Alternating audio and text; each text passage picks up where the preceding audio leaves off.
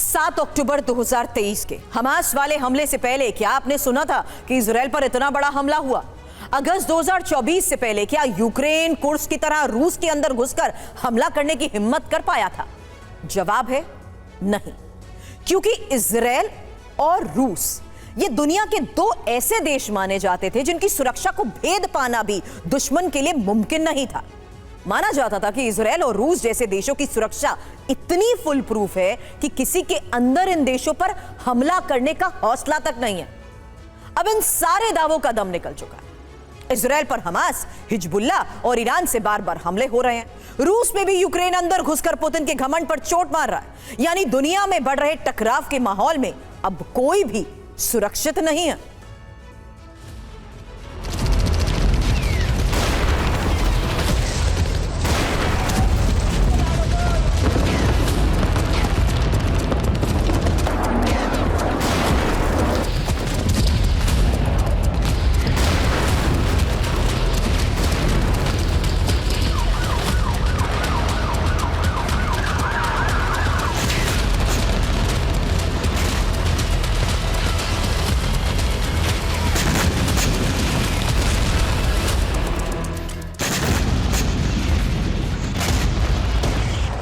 Israel और रूस अब हर दिन दुश्मन के हमलों से दहल रहे हैं। इजराइल को हमास के साथ हिजबुल्ला भी टारगेट कर रहा है, तो रूस पर यूक्रेन बॉर्डर के अंदर घुसकर भीषण वार कर रहा है।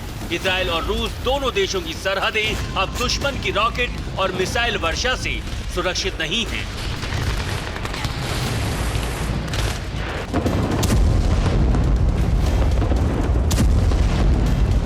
सबसे पहले बात इजराइल की करते हैं, क्योंकि इजराइल पर 7 अक्टूबर के बाद दूसरा बड़ा हमला हुआ है। यह हमला हमास से नहीं बल्कि हिजबुल्ला ने किया है। हिजबुल्ला ने इजराइल के अलग अलग इलाकों को टारगेट करते हुए 300 से ज्यादा कत्यूशा रॉकेट दागे हैं। इजराइल में 11 जगहों को भीषण स्ट्राइक से टारगेट करने का दावा किया है। दूसरी तरफ आईडीएफ का दावा कुछ और है। दावे के मुताबिक हिजबुल्ला ने इजराइल पर एक बड़े हमले का प्लान तैयार किया था।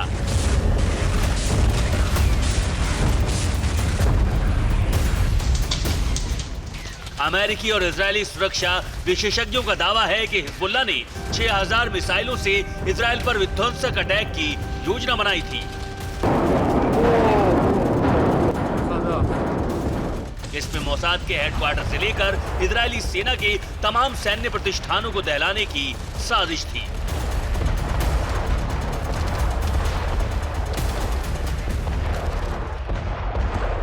सोचिए यह हमला कितना बड़ा हो सकता था, क्योंकि 7 अक्टूबर को हमास ने इजराइल पर 3000 रॉकेट से हमला किया था।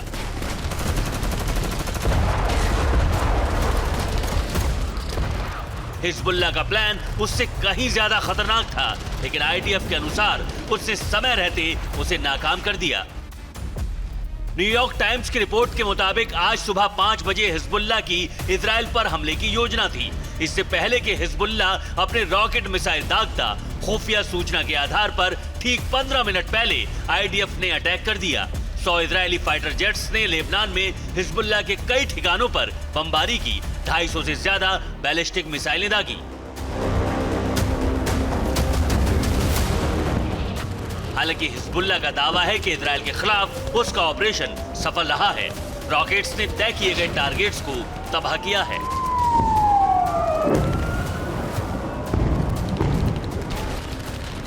आईडीएफ भले ही हिजबुल्ला के हमले को नाकाम करने का दावा कर रहा हो, लेकिन इजराइल के कई इलाकों से तबाही की तस्वीरें सामने आ रही हैं।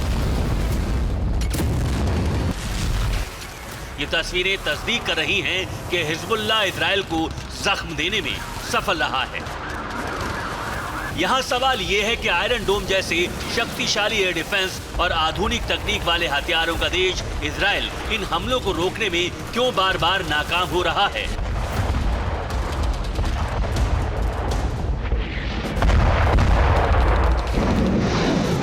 हमास, हिजबुल्ला और ईरान जब चाहे उस पर हमले कर रहे हैं।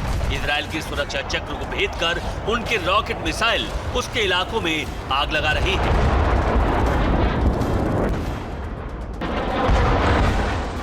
7 अक्टूबर से पहले ऐसा बिल्कुल भी नहीं था। 7 अक्टूबर से पहले इजराइल की सुरक्षा को अभेद्य माना जाता था।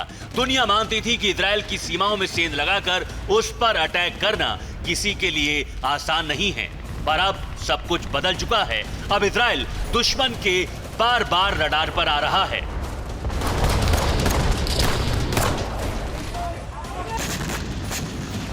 दुनिया के दूसरे वॉर जोन यानी रूस यूक्रेन के बीच जारी जंग में भी यही परिवर्तन हुआ है।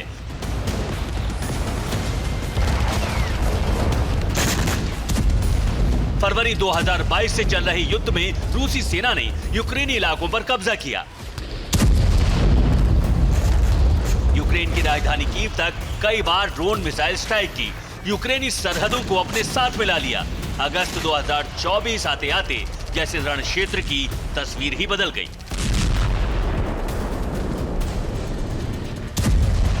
ये तस्वीरें बीते कुछ दिनों की हैं, जब यूक्रेनी सेना ने रूस के कुर्स्क इलाकों में कई पुलों को तबाह किया था। यूक्रेनी सेना ने रूस के अंदर घुसकर उसके सैन्य ठिकानों को दहलाया था। यूक्रेनी सेना का दावा है कि उसने कुर्स्क के बड़े इलाके पर कब्जा जमा लिया है। ये कोई छोटी बात नहीं है, क्योंकि रूस के सामने यूक्रेन की ताकत का अंदाजा इस आंकड़े से लगाइए कि उसकी आबादी राजधानी दिल्ली की करीब 3 करोड़ जनसंख्या के बराबर है। इतना छोटा देश रूस जैसे शक्तिशाली देश की सेना को टक्कर दे रहा है। न सिर्फ उस पर हमले कर रहा है, बल्कि उसकी सीमाओं में अंदर घुसकर उसकी फुल प्रूफ सुरक्षा को चुनौती भी दे रहा है।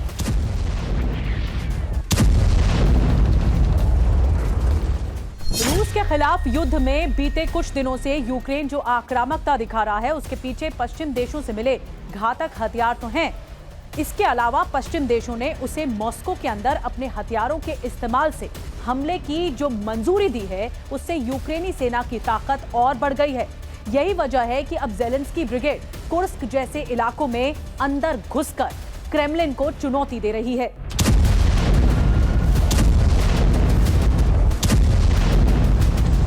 फरवरी 2022 के बाद ये पहली बार है जब यूक्रेन रूस के अंदर घुसकर हमला करने की हिम्मत दिखा पाया है, वरना इससे पहले रूस यूक्रेन वॉर जोन से जो रिपोर्ट्स आती थी, उसमें रूसी सेना के हाथों यूक्रेन को झटके की ही खबरें मिलती थी। लेकिन अब जैसे युद्ध क्षेत्र में बाजी पलट चुकी है। दूसरे विश्व युद्ध के बाद यह पहला मौका है जब विदेशी सैनिक रूस की जमीन पर पहुंच गए। ऐसा पहली बार हुआ है जब कम से कम 1 महीने से यूक्रेन के सैनिक रूस के कुर्स्क इलाके में मौजूद हैं। कुर्स्क पर हमले के पीछे यूक्रेन का मकसद एक बफर जोन बनाना है, ताकि यूक्रेन में आगे रूसी हमलों को रोका जा सके। इसके अलावा ज़ेलेंस्की की कोशिश रूस को नुकसान पहुंचाकर बातचीत की टेबल पर लाने की भी दिखती है। हालांकि कुछ जानकारों का मानना है कि रूस विध्वंसक हमला कर यूक्रेन से बदला जरूर लेगा। दुनिया के दोनों वॉर जोन्स को अगर एक साथ रखकर देखें तो चाहे इजराइल हो या रूस, दोनों देशों का सुरक्षा चक्र टूट चुका है। इजराइल का आयरन डोम और रूस का S-400 जैसा अभेद्य माने जाने वाला हथियार भी अब फ्लॉप साबित हो रहा है।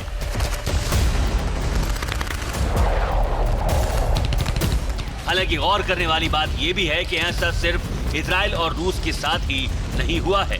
बीते कुछ समय से जिस तरह दुनिया के अलग अलग क्षेत्रों में टकराव बढ़ रहा है, उससे दुनिया के बाकी देशों में सीमाओं की सुरक्षा पर भी खतरा बढ़ा है। इसका सबसे बड़ा कारण युद्ध शैली में आया बदलाव है। मौजूदा समय में ड्रोन ने रण क्षेत्र के सबसे कारगर हथियारों के तौर पर पहचान बनाई है। रूस यूक्रेन युद्ध इसका सबसे बड़ा उदाहरण है। कई घातक ड्रोन्स ऐसे भी हैं जो दुश्मन के रडार को चकमा देने में कामयाब रहे हैं। आज जो मुल्क या संगठन दूसरे देशों के साथ युद्ध में उलझे हैं, वो धड़ल्ले से ड्रोन का इस्तेमाल कर रहे हैं। जैसे हमास ने भी 7 अक्टूबर के हमले में सर्विलांस के साथ साथ अटैक के लिए भी ड्रोन का इस्तेमाल किया था। रूस यूक्रेन युद्ध में भी जेलेंस्की की सेना राजधानी मॉस्को को टारगेट करते हुए कई बार ड्रोन अटैक कर चुकी है। रूस के S-400 और पंतसीर जैसे सिस्टम इन हमलों को रोकने में नाकाम रहे हैं। यही वजह है कि कुछ साल पहले तक जिन देशों की सुरक्षा को फुल प्रूफ माना जाता था, अब वो देश भी दुश्मन के हमलों से सुरक्षित नहीं बचे हैं।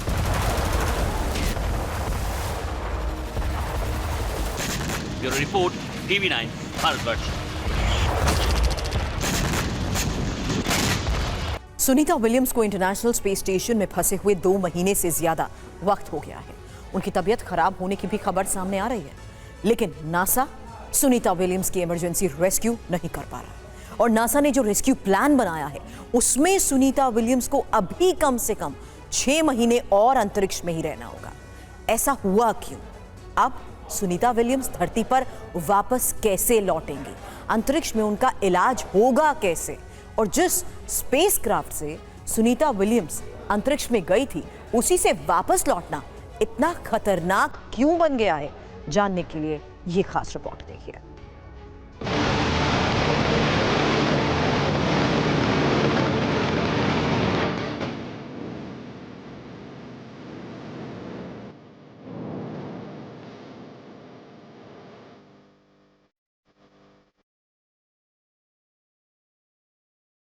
क्या सुनीता विलियम्स के पास सिर्फ 96 घंटे की ऑक्सीजन बची?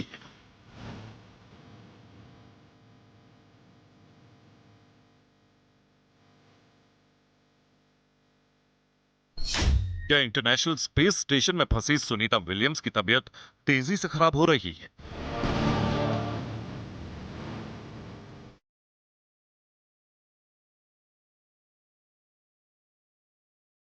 क्या सुनीता विलियम्स को तुरंत नहीं बचाया गया तो अनर्थ हो जाएगा? क्या कोई इमरजेंसी होने पर नासा के पास सुनीता विलियम्स को तुरंत धरती पर वापस लाने का कोई तरीका नहीं है? सुनीता विलियम्स और बैरी बुच विल्मोर धरती से 400 किलोमीटर ऊपर अंतरराष्ट्रीय स्पेस सेंटर में हैं। 5 जून से अंतरिक्ष में फंसे ये दोनों अंतरिक्ष यात्री धरती पर वापस कैसे लौटेंगे? इसके बारे में नासा एडमिनिस्ट्रेटर बिल नेल्सन ने एक प्रेस कॉन्फ्रेंस करके पूरा रेस्क्यू प्लान बताया है। नासा ने अब आधिकारिक रूप से यह मान लिया है कि 2024 में सुनीता विलियम्स और बैरी विल्मोर की पृथ्वी पर वापसी संभव नहीं है।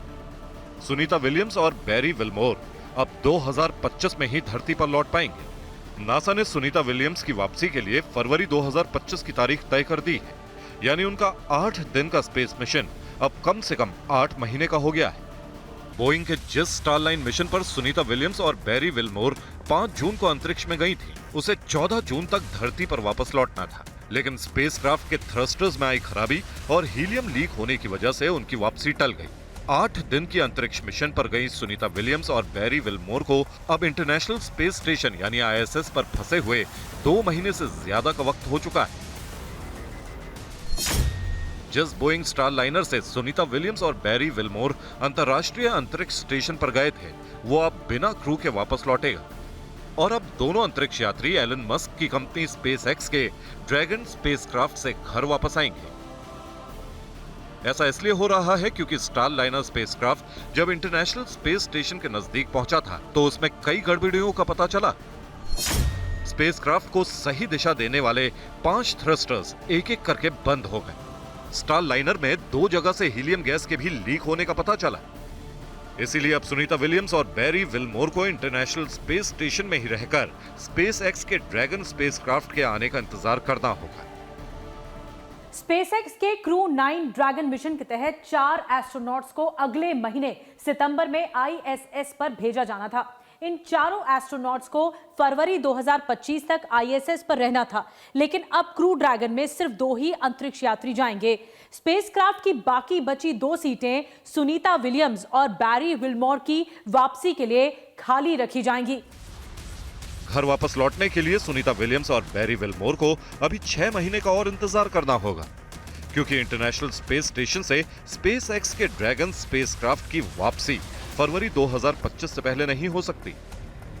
लेकिन चिंता की बात यह है कि ISS पर सुनीता विलियम्स की तबीयत खराब हो रही है।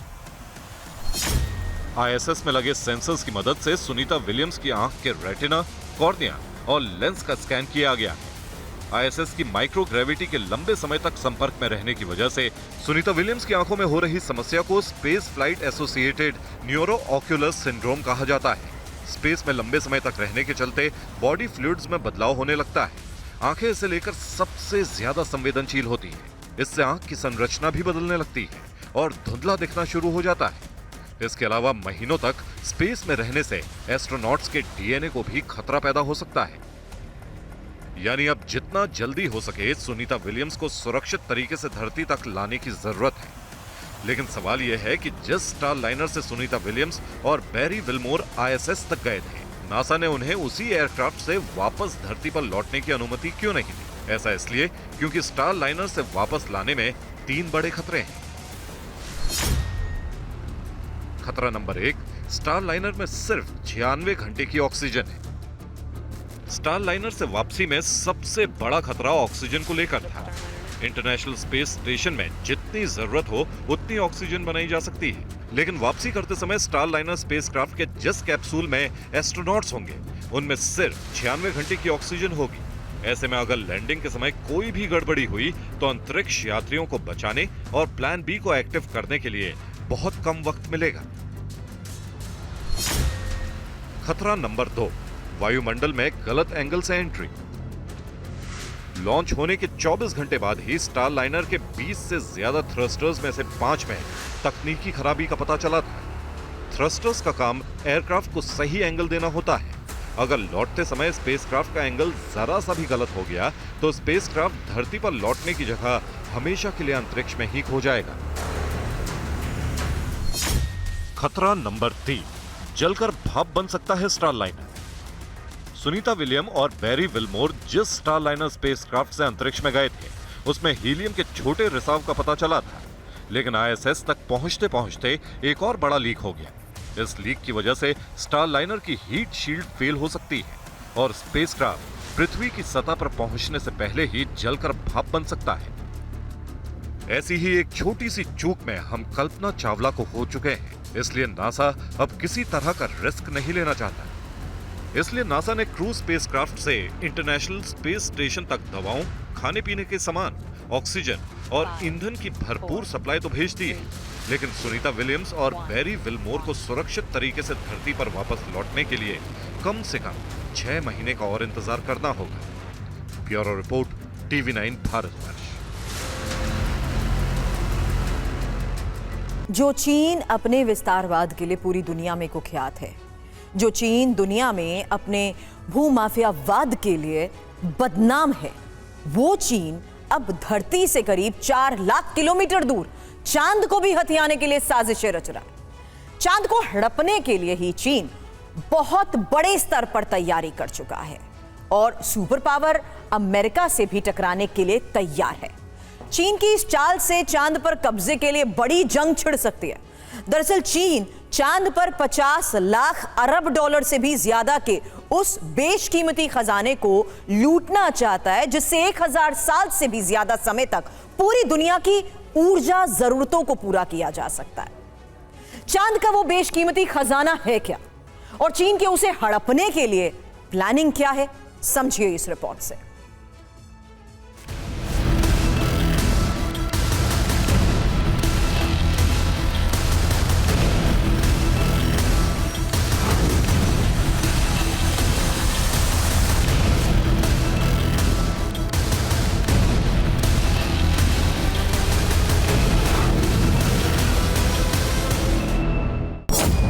विस्तारवाद का नया चैप्टर, चंद्रमा को लगा चाइनीज ग्रहण।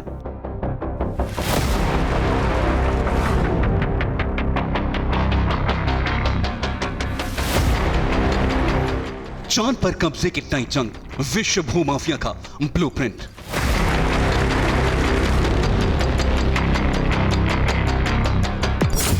जिनपिंग का मिशन पूर्ण, महाखजाना लूटेगा ड्रैगन।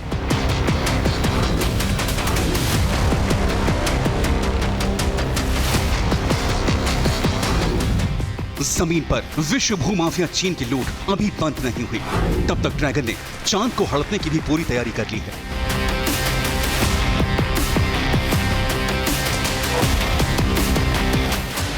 चांद को चीन का ग्रहण लगने वाला है। ड्रैगन चांद को पूरी तरह अपने कब्जे में कर लेना चाहता है। 3度分2秒秒8.6方向。 चांद को हड़पने के लिए चीन क्यों बेताब है? चीन क्यों चांद की सतह की खुदाई करने का दुस्साहस करने जा रहा है? बीजिंग क्यों 1.5 लाख करोड़ रुपए तुरंत इस पर खर्च करने जा रहा है? इसकी वजह बहुत चौंकाने वाली है। इसके पीछे सबसे बड़ी वजह है चांद पर पाया जाने वाला हीलियम का अकूत खजाना। चीन इस खजाने को हड़प लेना चाहता है। हीलियम क्यों इतना बेशकीमती है और इसका कितना बड़ा महत्व है, यह हम आपको आगे बताएंगे। उससे पहले यह जान लीजिए कि चीन चांद से हीलियम के खजाने को धरती पर लाने की तैयारी भी कर चुका है। इसके लिए चीन के वैज्ञानिक चांद की सतह पर एक मैग्नेटिक स्पेस लॉन्चर लगाने जा रहे हैं। इस लॉन्चर का वजन 80 मीट्रिक टन यानी करीब 800 क्विंटल है। मैग्नेटिक स्पेस लॉन्चर की कीमत लगभग 1510 अरब रुपए है। इसका इस्तेमाल चंद्रमा की सतह पर मौजूद आइसोटोप हीलियम 3 को निकालने के लिए किया जाएगा। हीलियम 3 का महत्व इसी से समझा जा सकता है कि चीन की 1 साल की सभी ऊर्जा जरूरतें पूरी करने के लिए सिर्फ 20 टन हीलियम 3 काफी हो सकता है। हालांकि चीन का मैग्नेटिक स्पेस लॉन्चर कब तैयार होगा, बीजिंग ने इसका खुलासा अब तक नहीं किया है। लेकिन Shanghai institute of satellite engineering के वैज्ञानिकों के मुताबिक इस लॉन्चर को चंद्रमा की सतह पर कम से कम 20 साल तक चलने के लिए डिजाइन किया जाएगा। रिपोर्ट्स के मुताबिक चीनी वैज्ञानिक जिस मैग्नेटिक लॉन्चर पर काम कर रहे हैं वो चंद्रमा की सतह से कार्गो को धरती तक भेजेगा। लॉन्चर को चलाने के लिए सौर और परमाणु ऊर्जा का प्रयोग किया जाएगा। मैग्नेटिक लॉन्चर एक तरह से हैमर थ्रो की तरह काम करेगा। मैग्नेटिक लॉन्चर का रोटेटिंग आर्म निश्चित गति से चंद्रमा पर संसाधनों से भरे कैप्सूल को लॉन्च कर देगा। ये इतना शक्तिशाली होगा कि दिन में 2 बार चंद्रमा की सतह से कार्गो को धरती तक भेज सकता है। बड़ा सवाल ये कि चीन चांद पर पाए जाने वाले हीलियम को क्यों हड़पना चाहता है। दरअसल हीलियम 3 धरती पर सीमित मात्रा में है, जबकि चांद पर इसका अकूत भंडार है। पृथ्वी पर हीलियम 3 की मात्रा सिर्फ 0.5 टन है, जबकि चांद पर हीलियम 1 मिलियन टन से ज्यादा है। इतने हीलियम से 1000 साल से ज्यादा समय तक दुनिया की ऊर्जा जरूरतों को पूरा किया जा सकता है। हालांकि चांद के इस भंडार का केवल 1/4 ही धरती पर लाया जा सकता है। 1 टन हीलियम 3 की कीमत करीब $5 अरब तक हो सकती है। 3、2、1，点火，点火。 चीन ने करीब 3 साल पहले भी हीलियम 3 की खोज के लिए अपना चांग E4 यान चांद पर भेजा था। 起飞时间纵置时3度分21秒。 चीन लगातार चंद्रमा से जुड़े मिशन को आगे बढ़ा रहा है। इसी साल जून में चीन का यान चंद्रमा के सुदूर हिस्से का सैंपल लेकर धरती पर लौटा था। जून में चीन का चांग E6 यान चांद से सैंपल लेकर इनर मंगोलिया के रेगिस्तान में उतरा था। तब चीन के वैज्ञानिकों ने दावा किया था कि वह दुनिया का एकमात्र देश है जिसका अंतरिक्ष यान चांद के सुदूर हिस्से पर उतरा था। सबसे पहले 2019 में चीन के अंतरिक्ष यान ने लैंडिंग की थी। चीन के चांग E6 यान ने चांद की मिट्टी और चट्टानों को पृथ्वी पर भेजा था। साथ ही चंद्रमा की सतह की कुछ तस्वीरें भी ली थी और वहां चीन का झंडा लगाया था। चांद पर दबदबे को लेकर चीन के अलावा अमेरिका, रूस और जापान भी इस रेस में शामिल हो गए हैं। लेकिन चांद पर दबदबे की असल टक्कर अमेरिका और चीन के बीच है। दोनों देशों की स्पेस एजेंसी के साथ निजी क्षेत्र की कंपनियां भी लगातार चांद पर अपने मिशन लॉन्च कर रही हैं। नासा चीन पर स्थायी कॉलोनी बनाने की योजना बना रहा है। अब चांद पर हीलियम को हड़पने के लिए चीन के नए मिशन से दोनों देशों में स्पेस वॉर का खतरा बढ़ गया है। Bureau report, TV9 Bharatvarsh. एक तरफ अमेरिका की बोइंग और स्पेसएक्स जैसी मल्टी मिलियनेयर कंपनीज के बनाए स्पेसक्राफ्ट उम्मीद के मुताबिक काम नहीं कर पा रहे हैं। दूसरी तरफ भारत के स्टार्टअप बिना किसी तामझाम और कम पूंजी में भी दुनिया को हैरान कर देने वाला कमाल कर रहे हैं। भारत की ऐसी ही एक स्पेस कंपनी ने मोबाइल लॉन्चर से भारत के पहले रेजोल्यूशन रॉकेट का सफल परीक्षण किया है। और आपको बता दें, भारत के रक्षा मंत्री राजनाथ सिंह ने अमेरिका की रक्षा कंपनीज को मेक इन इंडिया पहल में शामिल होने का न्योता भी दिया है। 15, 14, 13, 12, 11, 10, 9, 8, 7, 6, 5, 4, 3, 2, 1, 0.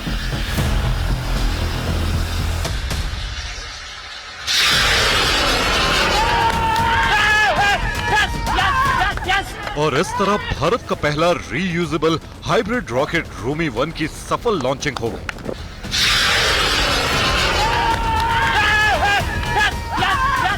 जिस वक्त काउंटडाउन चल रहा था, धड़कनें बढ़ी हुई थी, प्रार्थना में हाथ जोड़े हुए थे, लेकिन रॉकेट को बनाने वाले भारतीय वैज्ञानिकों को सफलता का पूरा भरोसा था। इसलिए जैसे ही रूमी 1 की लॉन्चिंग हुई, सभी खुशी से उछल गए।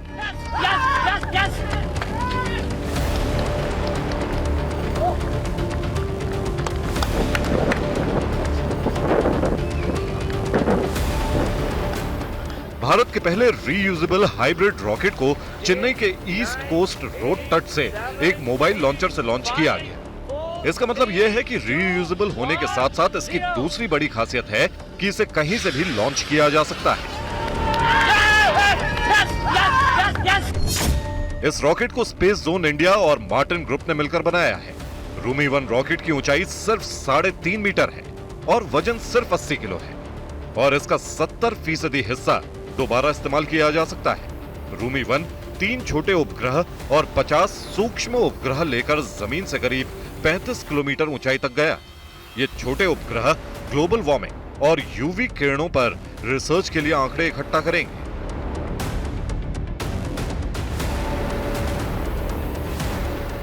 रूमी 1 उपग्रह स्थापित करके धरती पर वापस लौटता है। इसकी एक और बड़ी खासियत यह है कि यह रॉकेट पूरी तरह से फायरवर्क फ्री है, यानी इसमें टीएनटी का इस्तेमाल बिल्कुल नहीं किया जाता। भारत के पहले रीयूजेबल रॉकेट रूमी 1 में लिक्विड और सॉलिड फ्यूल के कॉम्बिनेशन का इस्तेमाल किया गया है। इस खास डिजाइन की वजह से रॉकेट में आग लगने का खतरा बहुत कम हो जाता है। ये रॉकेट भले ही छोटा है, लेकिन ये सफलता बड़ी है, क्योंकि इसके बाद भारत में सस्ते और रीयूजेबल रॉकेट का युग शुरू हो गया है। रीयूजेबल रॉकेट बनाकर स्पेस कंपनी रॉकेट के सबसे महंगे हिस्से को फिर से अंतरिक्ष में भेज सकती है, जिससे बार बार ऊपरी हिस्से को तैयार करने का खर्च कम हो जाता है। दुनिया के सबसे अमीर कारोबारी इलॉन मस्क की कंपनी स्पेस एक्स ने 2015 में अपने रीयूजेबल रॉकेट फैल्कन 9 रॉकेट को लैंड कराया था, लेकिन फैल्कन 9 रीयूजेबल होने के बाद भी बहुत महंगा है।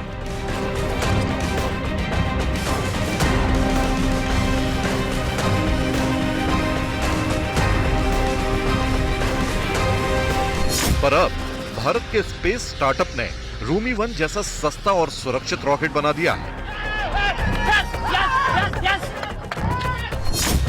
रूमी 1 रॉकेट बनाने वाली भारतीय कंपनी स्पेस जोन इंडिया का अगला लक्ष्य ऐसा रॉकेट बनाने का है जो रेगिस्तान से भी लॉन्च हो सके और जो 500 किलो तक का सामान अंतरिक्ष तक ले जा सके। एक तरफ भारत की स्पेस कंपनियों ने सस्ते और सुरक्षित रॉकेट बनाकर उपग्रहों को लॉन्च करना शुरू कर दिया है, तो दूसरी तरफ भारत अमेरिका के साथ सबसे आधुनिक डिफेंस तकनीक को लेकर बड़ी डील कर रहा है।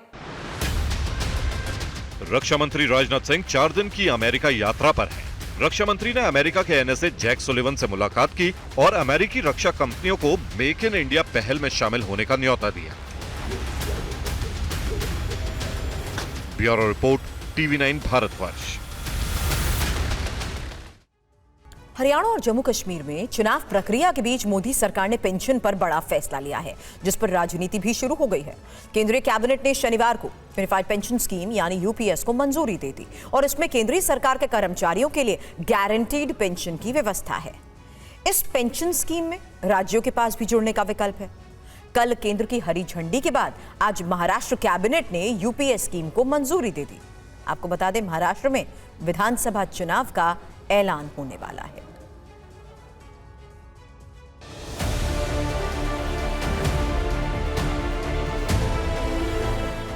मोदी सरकार की नई योजना का नाम है यूनिफाइड पेंशन स्कीम।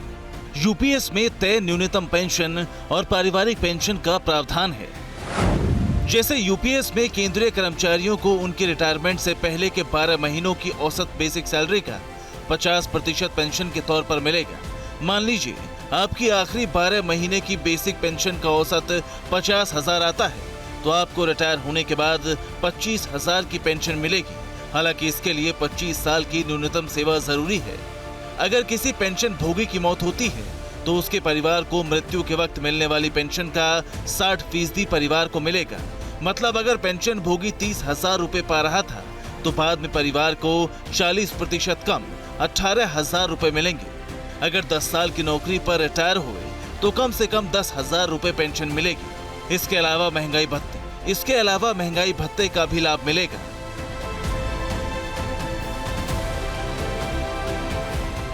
एक अप्रैल 2025 से लागू होने वाली इस योजना में कर्मचारियों पर तो नहीं, लेकिन सरकार पर बोझ जरूर बढ़ेगा।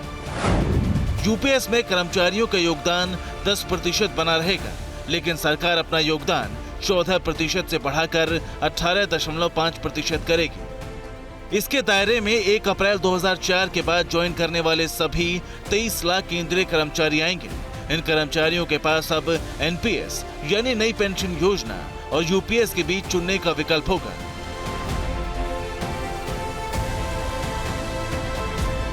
पुरानी पेंशन योजना लागू होने की काफी समय से मांग उठ रही थी, जबकि एनपीएस का विरोध हो रहा था। इसी बीच यूपीएस आ गया, तो फिर तीनों में अंतर क्या है? ओपीएस में आखिरी वेतन का 50% पेंशन के रूप में मिलता था। सरकारी कर्मचारी को कोई योगदान नहीं देना पड़ता था और वो 20 साल की सेवा पर 50% पेंशन के हकदार होते थे। महंगाई के अनुसार पेंशन बढ़ती थी। एनपीएस में निवेश के आधार पर पेंशन मिलती है। रिटायरमेंट के बाद कुल जमा का 60% निकाला जा सकता है, जबकि शेष 40% पेंशन के रूप में मिलता है। इस स्कीम की रकम बाजार में निवेश होती है। यूपीएस में आखिरी 12 महीने के वेतन का 50% पेंशन मिलेगी। 10 से 25 साल में रिटायर हुए तो आनुपातिक लाभ मिलेगा।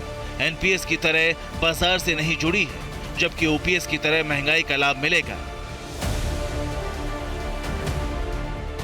ओपीएस चुनावों में बड़ा मुद्दा रहा है। माना जा रहा है कि सरकार ने कर्मचारियों को खुश करने के लिए ओपीएस और एनपीएस के बीच का रास्ता निकाला, जिस पर चुनावी मौसम में सियासत शुरू होते देर नहीं लगी।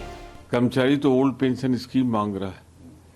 आप न्यू पेंशन स्कीम लाए थे जिसको स्वीकार नहीं किया। अब आप यूनिफाइड, अरे नाम बदलने में तो भाजपा माहिर है।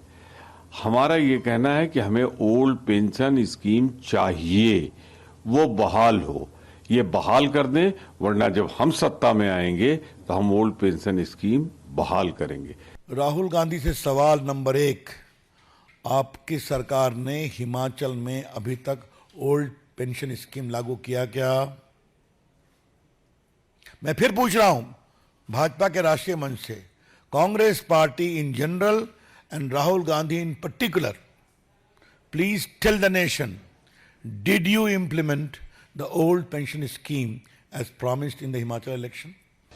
यूनिफाइड पेंशन सिस्टम में राज्यों के पास भी जुड़ने का विकल्प है। ऐसे में राज्य के कर्मचारी नई व्यवस्था के लिए राज्य सरकार पर दबाव बना सकते हैं।